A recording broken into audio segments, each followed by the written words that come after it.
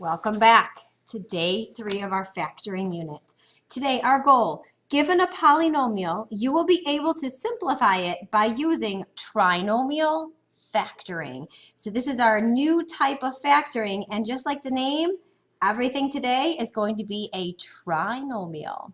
All right, so let's remind ourselves, what is factoring? Factoring is finding what to multiply together to get an expression. So we're breaking it into its parts to make everything simpler. All right, so let's go ahead and take a look. So our steps for factoring using trinomial factor. Number 1, make sure the expression is in standard form and the a value is equal to 1. So remember, standard form is the highest power. Okay, so highest power, and then the lower power, and then at the end would be, the end would be no power. So for instance, it would be ax squared plus bx plus c. So it's the highest power, the lower power, and no power. So that is standard form. Okay, when we are factoring using trinomial factoring, we're always, just like in difference of perfect squares, we're going to break it down into 2 separate binomials. So 2 separate binomials. Okay, we're going to factor the first term, and then we're going to have to do a lot of thinking here. So step 4 and 5, we're going to have to do some thinking. We're going to have to look at the different operations we have and the different numbers. Okay, so I'm actually going to walk you through these steps. These steps are here for you to look back at. I'm going to walk you through these in our first example. Okay, so let's go ahead and take a look here. So factor each algebraic expression. So if we take a look at our first one, is it a trinomial? 1, 2, there are 3 terms. Is it in standard form? Highest power, lower power, no power. So we have it in standard form. Now we're going to go ahead and we're going to write 2 sets of parentheses. So one set of parentheses, the second set of parentheses. Now I'm going to factor the first term. So I'm actually going to take the square root of that first term. So what times what gives you a squared? Well, that's going to be a and a. Okay, now we're going to have to do some thinking to find out what's going to go after those a's. So we need to check the last term. So the last term is right here. If it is a positive, the signs must be the same, and you're going to take the sign of the middle term. So we need to think of 2 numbers that are going to multiply to this. And since it's a plus, we're going to have the same operation in our parentheses. Okay, if we had a negative here, that must mean because we're going to need our signs to be different. We need one to be a plus, one to be a minus. Okay, so we know we're going to have the same operation. So we're going to have 2 positives or 2 negatives. Now, we need to find 2 numbers that multiply to the last term and add to the middle term. So multiply to the last, so we need 2 numbers that are going to multiply to positive 2 and add to positive 3. Well, since they have to multiply and be the same operation and they're adding to a positive, I know these are both going to be plus and plus. So let's think, what are 2 numbers that multiply to 2? 2 times 1. Now let's think, when you add those together, do you get 3? 2 plus 1 is 3. So my 2 factors are going to be 2 and 1.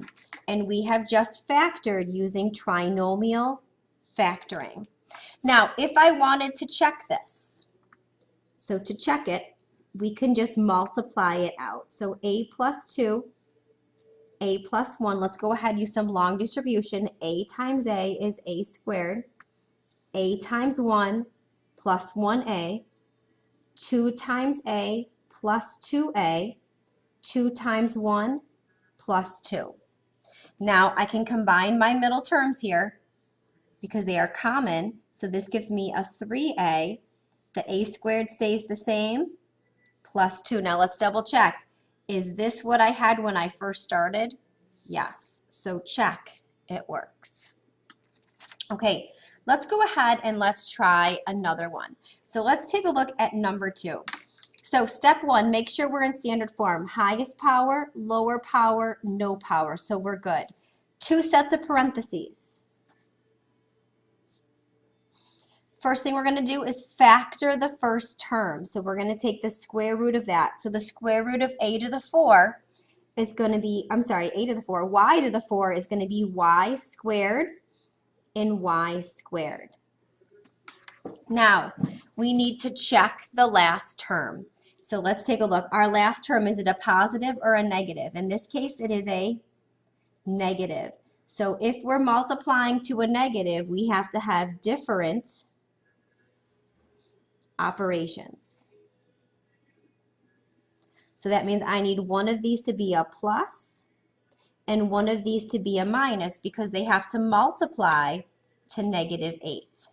So find 2 numbers that multiply to the last number, multiply, and add to the middle number. Now remember, one's a positive and one's a negative. So let's think, what are numbers that multiply to negative 8?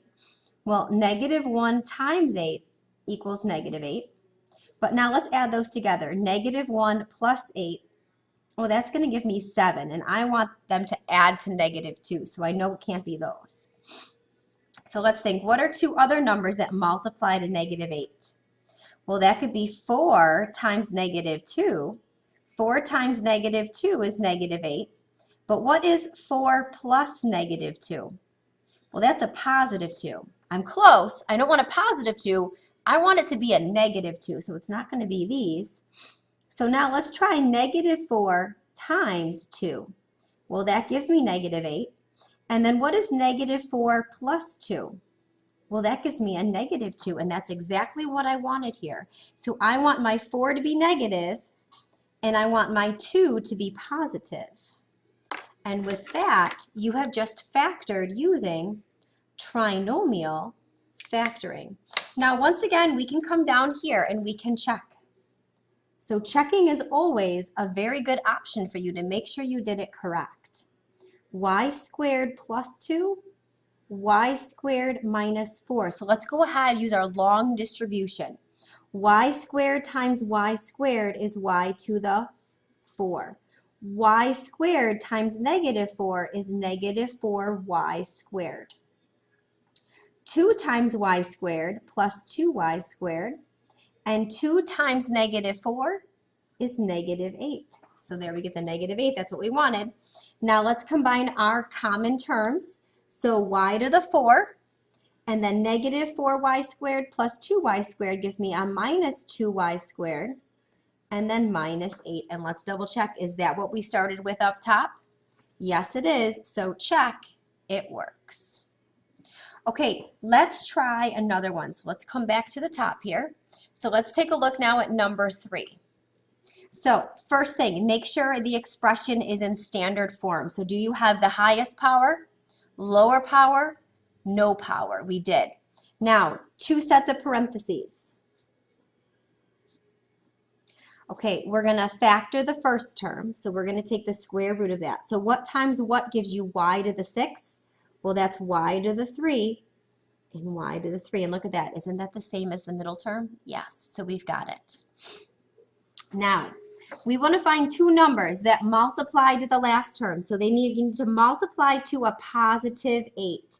So that means if they multiply to a positive, they have to be the same operation, because to multiply to a positive, you need a positive positive or a negative negative. So let's take a look here. So if we want to multiply, if we want to add to a negative here, so I need to add to a negative, multiply to a positive. So am I going to have 2 negatives or 2 positives? We're going to have 2 negatives. So negative negative multiplies to a positive, adds to a negative. Now let's think of 2 numbers that multiply to 8 and add to negative 9. Remember, they're both going to be negative. So I'm going to do some brainstorming up here. So here's my thinking. Well, multiply to 8, that could be negative 4 times negative 2. That would give me a positive 8. But what is negative 4 plus negative 2? Well, that's -6. Is that going to work? Nope. So let's think of two other numbers that multiply to 8. Well, that could be -8 times -1. That would give me a +8. And what's -8 plus -1? Well, that's -9. So that one works. So here I'm going to put -8 and -1. And with that, we have just factored using trinomial factoring. Okay, this work that I'm showing up here, this is what should be going on in your head. You don't have to write this out if you don't want to. All right, let's go ahead and let's flip to the back and try a few more. Okay, so let's take a look at number 4. So we have a trinomial, highest power, lower power, no power. So I can use trinomial factoring. I set up 2 sets of parentheses. I take the square root of c squared, so I'm going to get c and c. Now I have to find two numbers that multiply to -35. So because this is a negative, that means I have to have opposite operations. So that means I'm going to have 1 plus, 1 minus. Now I need to think of two numbers that multiply to the last and add to the middle. So let's think, what are two numbers that multiply to 35? Well, 35 and 1, but that's never going to add to 2. So let's think of other numbers. Now, if you ever get stuck, you can just try your calculator. 35 divided by, let's try 2. Nope. 35 divided by 3. Nope. 35 divided by 4. Nope. 35 divided by 5. Ooh, there we go. That works evenly. So we know we can use 5 and 7, but remember, one's a positive, one's a negative. So what's the difference between 5 and 7? It's 2. So that's going to work. So now we need to think. They need to add to a positive. So which of these is going to be my positive, which is the negative? Well, 7 would be my positive. 5 would be the negative because now they're going to add to give me a positive, and we've got it. All right, let's go ahead and try now number 5. So again, it's a trinomial, highest power, lower power, no power. So we can write out our 2 sets of parentheses. Okay, what times what gives you x squared? Well, that's x and x. Now I'm multiplying to a negative, so that means I need a positive and a negative. So I'm going to go plus and minus. Now I need to find two numbers that multiply to -18 and add to -7. So let's think, -18. -18. So I'm going to go -18 divided by 2. And I get -9. So let's think. -2 or 2 times -9 is -18. What's 2 plus -9? 2 plus -9. We get -7, and that's what we wanted. So we've already found our answers, 9 and 2. So ta-da, we've got it. All right, next up, number 6. Highest power, lower power, no power. It's a trinomial. You can use your trinomial factoring here. So I'm going to go ahead and give you a moment. Let's take a look and try this one on your own. All right, let's take a look. So we have c to the 4, so that's going to give us c squared, multiply to +5, add to +6. So positive, it's going to stay positive. And two numbers that multiply to 5 would be just 5 and 1. All right, let's take a look then at number 7. Again, we have a trinomial, highest power, lower power, no power. So we can go ahead and factor it out. So we take the square root, x squared. We're multiplying to a positive, adding to a negative. So if they multiply to a positive, they have to be the same sign. They add to a negative, so it has to be minus. So go ahead, try to find two numbers that'll make this work. Let's see, were you able to get -2, -3? If you did, you've got it. All right, let's go ahead then and try numbers 8 and 9. Try these on your own and let's see what you get. All right, let's see, were you able to get y4 minus 5, y4 plus 2, and There we go. Have a great night, everyone.